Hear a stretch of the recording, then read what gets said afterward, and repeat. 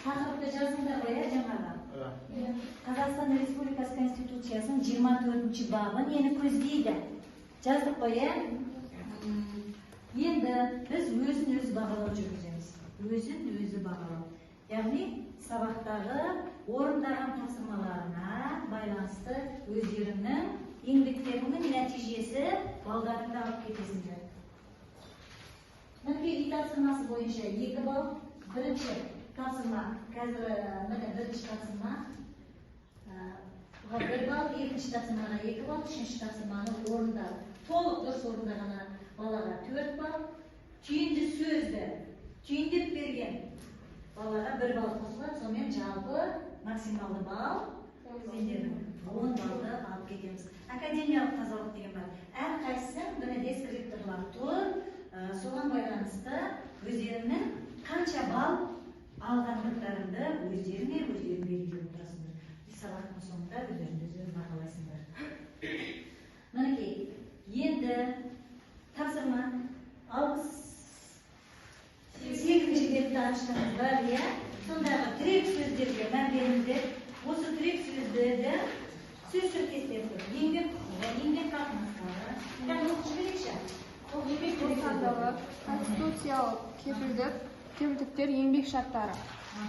Осы сөз тіркестерінің мағынасын беретін ұғымын біз өте жақсы түсіндіріп бере алуымыз керек. Сабақта негізі осы сөздерде тұр. Түсінікті ғой, Енді осы тақырыппен мәтінмен толық танысып шығамыз қазір. Тез етіңдер. Оқып шығамыз, 5 минут беріледі, оқып шығамыз. Оқыңдар, түсініп оқуға тырысыңдар. Оның ішінде еңбек құқығы деген не, еңбек қатынастары деген не, еңбек шарты деген не, еңбек бостандығы деген не. Сол сұрақтарға жауап бере алғандай болуымыз керек.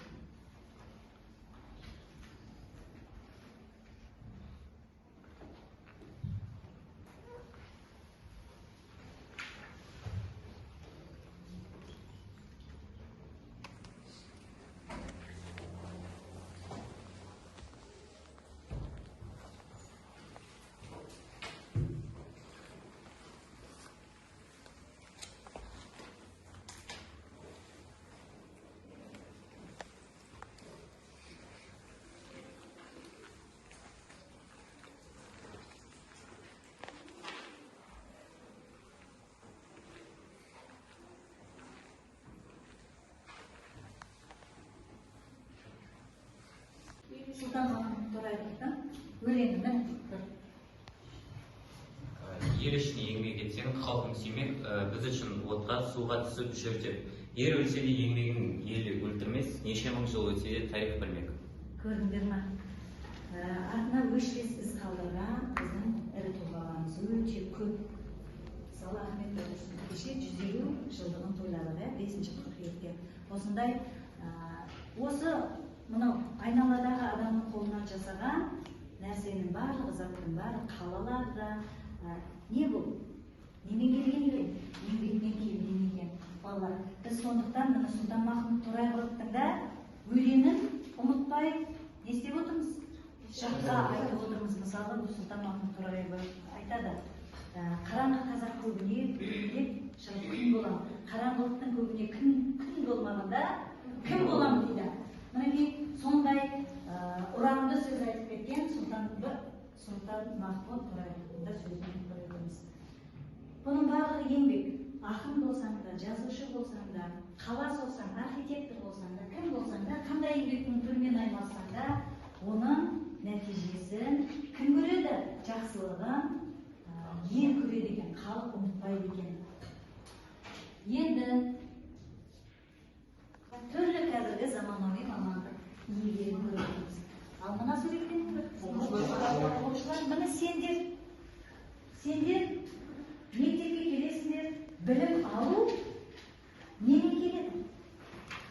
Еңбекпен келеді екен. Білім алу еңбекпен келеді екен. Енді бүгінгі тақырыбымызды жазайық, дәптерлерді ашыңдар. Бүгінгі тақырыбымыз еңбек құқығы түсінігі деген бөлім. Оның ішінде Қазақстан Республикасы Конституциясының 24 бабы нені көздейді деген зерттеу сұрағына біз осы сабақта жауап береміз және еңбек құқығы ұғымын сендер өздеріңе өздерің түсіндіресіңдер. Міне біздің сабағымыздың оқу мақсаты осылай. Конки дәптерлеріңізге жазамыз. Тез-тез.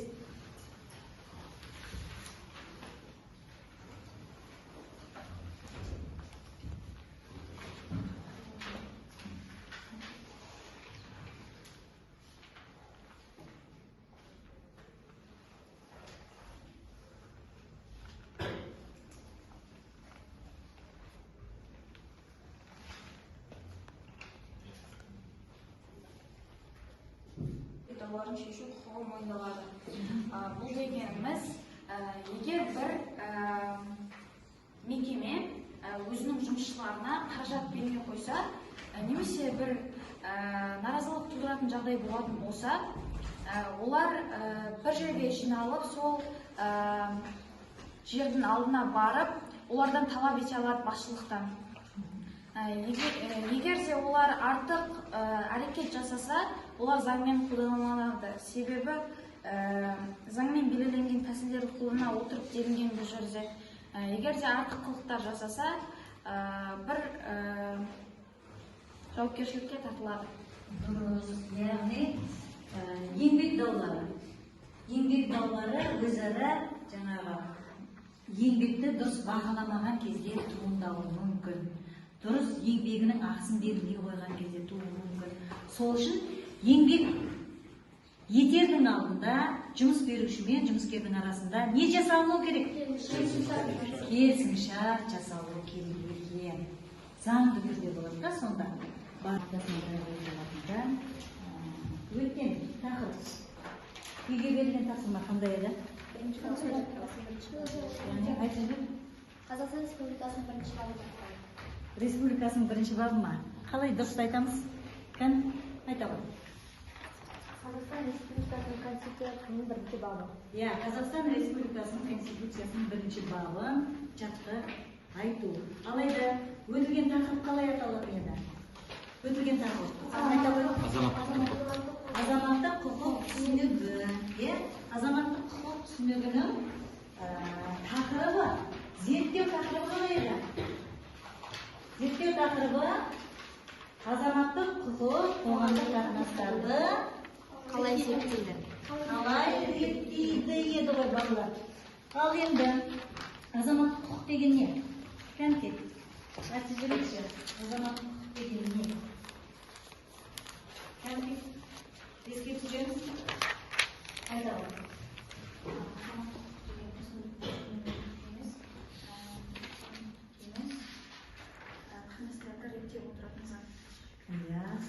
Нормалар жиынтығы, азаматтық құқық деп аталынатын еді. Біз бұл тақырыпты өткен сабақта не істедік? Оқыдық, талқыладық, айттық. Енді азаматтық құқықтың қағидаттары бар еді. Қандай қағидаттары? Қол көтерейікші. Қол көтерейік, қандай қағидаттары бар еді? Есіңізде жоқ па не? Қағидаттар туралы айта ғой. Жеті қағидаттар бар. Мүліктік қатынастар, мүліктік емес қатынастар, одан кейін жекеменшік қатынастар. Азаматтық құқықты қатынастың екі түрі бар, ол бөлек. Ал енді біз барлығымыз қай елдің азаматтарымыз? Біз қай елдің азаматтарымыз? Қазақстан Республикасы барлығымыз азаматтарымыз ғой. Иә? Енді сол азамат ретінде біз барлығымыз неге түсеміз? Қарым-қатынас жасаймыз. Бүкіл еңбек адамдар, бүкіл Қазақстан халқының азаматтары адамдарда қарым-қатынасқа түсіп отыр.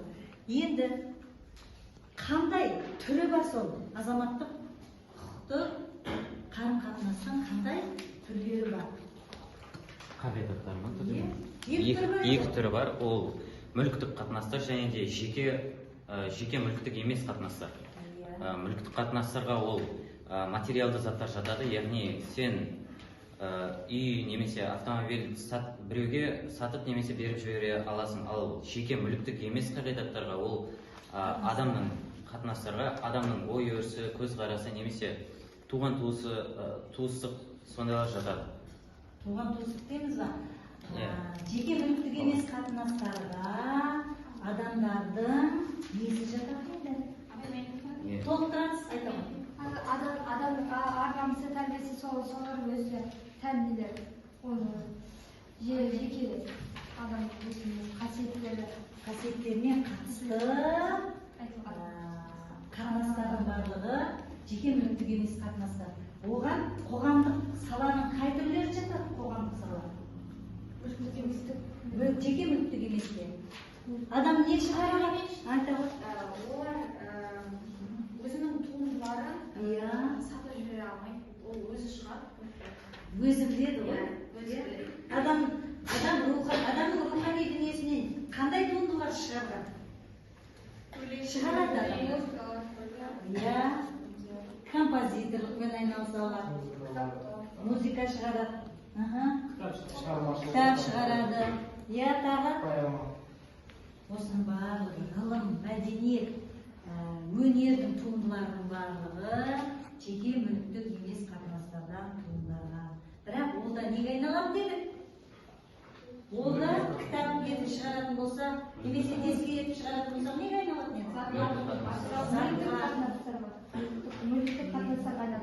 Мүлікке айналады, материалды игілікке айналады екен. Жақсы, балалар, белсенді боламыз, болмайды. Әрбір сұраққа ойланып, кім айтып жібереді? Кім айтып жібереді? Бекболаттан басқа адам жоқ па? Бәрін айтқан едіңдер ғой. Айта ғой. Қазақстан өзін құқықтық, зайырлы және әлеуметтік ел санайды. Оның ең басты қазынасы ол адам және адамның өмірі, құқықтары мен бостандығы. Дұрыс, дұрыс, бірақ кейбір сөздерін өзгертпейді. Қайтағаш, отырады, жақсы. Қазақстан Республикасы мемлекеттік принциптері, қоғамдық татулық пен саяси тұрақтылық, бүкіл халық мүдделерін көрсететін экономикалық даму. Қазақстандық патриотизм мемлекет өмірінің аса маңызды мәселелерін теоретикалық әдістермен, оның ішінде қазақстандық референдуммен немесе парламенттік дауыс беру арқылы шешіледі. Референдумде бұл Қазақстан Республикасы Конституциясының бірінші бабының екінші тармағы. Бірінші бабы біздің Қазақстан Республикасының сипатын нақтылап, негізгі 4 сипатын көрсететін еді. Бірінші баптың бірінші тармағын кім толық айтып береді? Айта ғой. Қазақстан Республикасы өзін демократиялық, зайырлы, құқықтық және әлеуметтік мемлекет ретінде орнықтырды. Оның ең басты қазынасы адам және адамның өмірі, құқықтары мен бостандықтары. Орнықтырады. Конституция деген орнықтыру деген сөз деп айтқан едім ғой. Мен сіздерге айттым, әр сабақта әрқайсымыз айтпаған баланың барлығы осы Қазақстан Республикасының Конституциясының бірінші бабын толық айтамыз. Өйткені білуіміз керек. Өзіміздің мемлекетіміздің құрылысы қандай екенін, қандай 4 сипаты бар екенін нақты айтуымыз керек деп мен сіздерге тапсырма берген болатынмын. Енді міне бірінші бапта айтады. Ең қымбат, мемлекетіміздің ең қымбат қазынасы адам және адамның өмірі дейді. Мінекей балалар, сендер мемлекетіміздің ең қымбат қазынасысыңдар. Әрқайсысын қазынасыңдар. Сондықтан пайдалы қазына болуымыз керек. Ол үшін біз жақсы білім алуға, әр сабақта мақсатқа жетіп білім алып кетуіміз керек. Енді бүгінгі күнді жазыңдар, дәптерлеріңді ашыңдар. Бүгін қазанның 7-сі жазамыз. Қазанның 7-сі.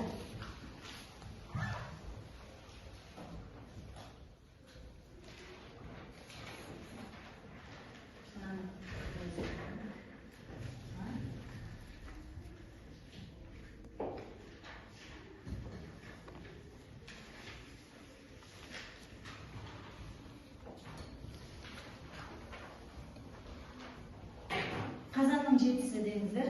Жаздық па? Енді қараңдар, мына суретте не көріп тұрмыз? Дендропаркия бізді Шымкент қаласындағы ең үлкен саябақ. Бұны кім ектірген, кім жасатқан? Дұрыс айтасың. Асанбай Асқаров кеңес үкіметі кезінде осы үлкен дендра саябақты, сосын орталық стадионды, сосын қазір жойылып кеткен балалар темір жолы бар ғой, орында ізі қалған, соны салдырған адам. Қараңдаршы, бұл ал мынау ше, мына суретте не көріп тұрсыңдар? Қайшық жақсайды біздің жаным. Иә, дұрыс. Бәйдібек би жанындағы парк, Наурыз парк, е? Бұның барлығы немен жасалынды? Еңбекпен жасалынды. Дұрыс. Еңбек Сұлтанмахмұт Қорайдың айтады.